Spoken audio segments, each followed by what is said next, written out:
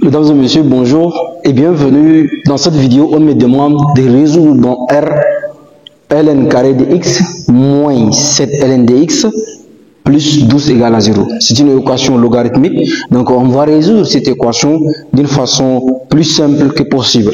Alors j'ai ici ln carré de x moins 7 ln de x plus 12. Alors la première des choses que je dois savoir, c'est que ici je vois que le x il est devant ln et le x aussi il est devant ln.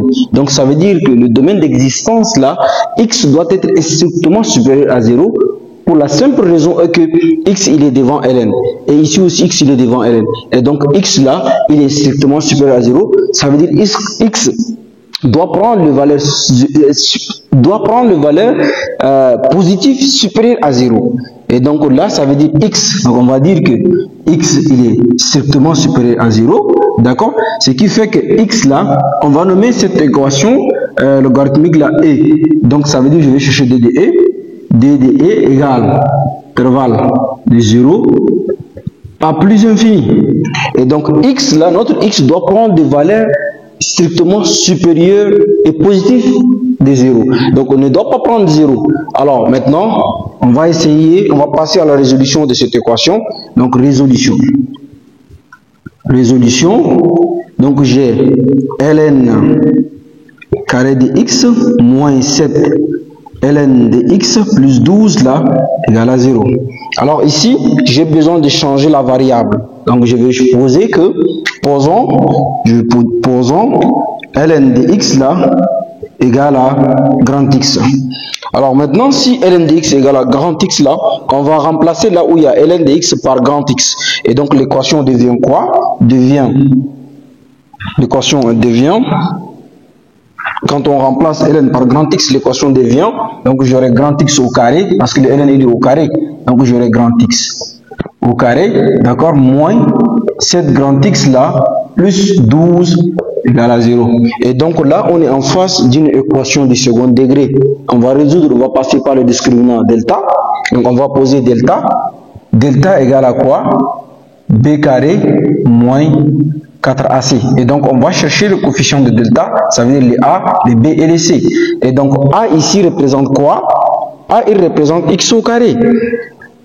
Et donc A il représente le coefficient de x au carré. Et donc par contre quand on voit x au carré comme ça, genre il est comme ça, il n'y a rien d'autre là, sachez que x ici là, il est multiplié par 1. Parce que quand on fait 1 fois x au carré, 1 fois x au carré qui me donne x au carré.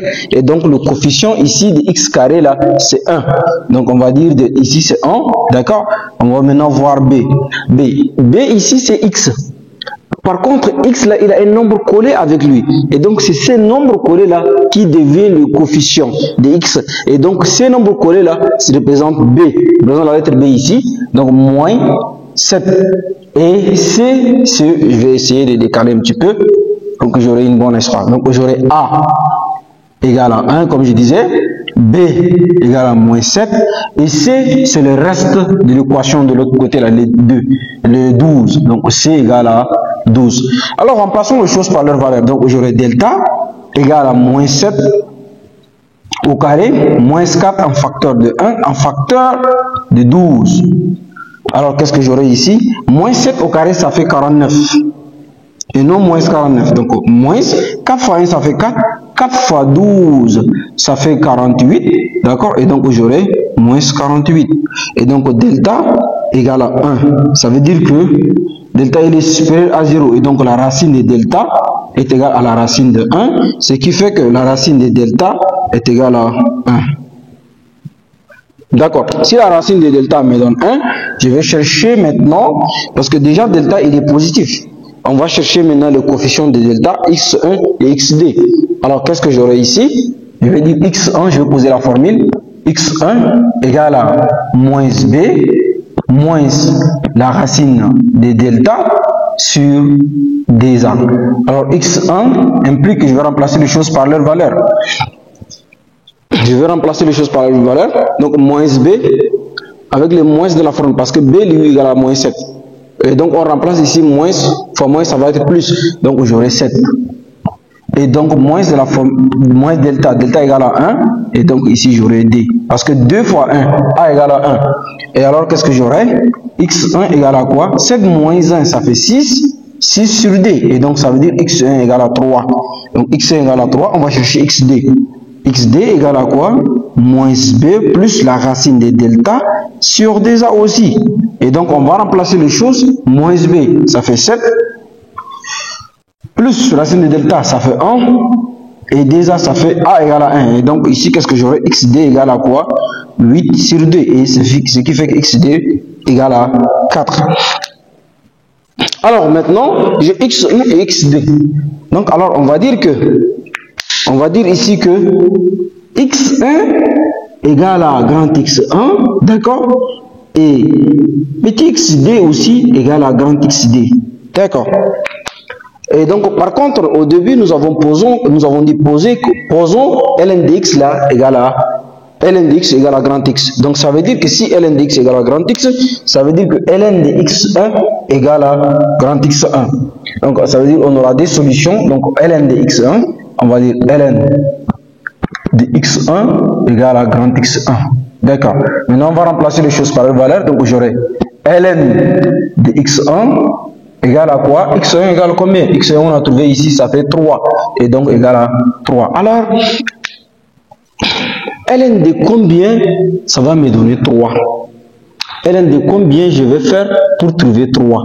Alors ça veut dire que ici on a ln de combien qui me donne 3? Ça veut dire quand j'ai ln, d'accord, quand j'ai ln de exponentielle de 3 qui me donne 3, ceci égale à 3. Quand tu as ln de expo de 4, ceci aussi est égal à 4. Quand tu as ln de expo de 9, ceci égale à 9. D'accord? Donc alors si on est le cas, ça veut dire ln de x1 là, donc j'aurai ln de x1 égale à ln de expo de 3. On est d'accord? Et donc les ln, ils vont se simplifier. Et donc j'aurai ici x1 égale. Donc j'aurai x1 là est égal à expo de 3. Voilà, ça c'est mon x1. Maintenant, je vais chercher maintenant le xd. Maintenant, on me dit que ln de xd est égal à grand xd. Et donc, je vais dire que ln de grand xd qui est égal à 4. Et donc, je vais maintenant remplacer 4. Donc, j'aurai ln de xd est égal à ln de expo de 4. D'accord? Maintenant, je vais simplifier ln. Et donc, j'aurai xd là égal à expo de 4. Égal à expo de 4.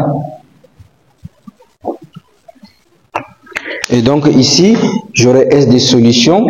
J'aurai S des solutions, c'est expo 3 et expo 4 qui sont les solutions de mon équation. Et quand on voit expo 3 et expo 4, ils sont strictement supérieurs à 0. Voilà, mesdames et messieurs, nous sommes arrivés à la fin de nos calculs.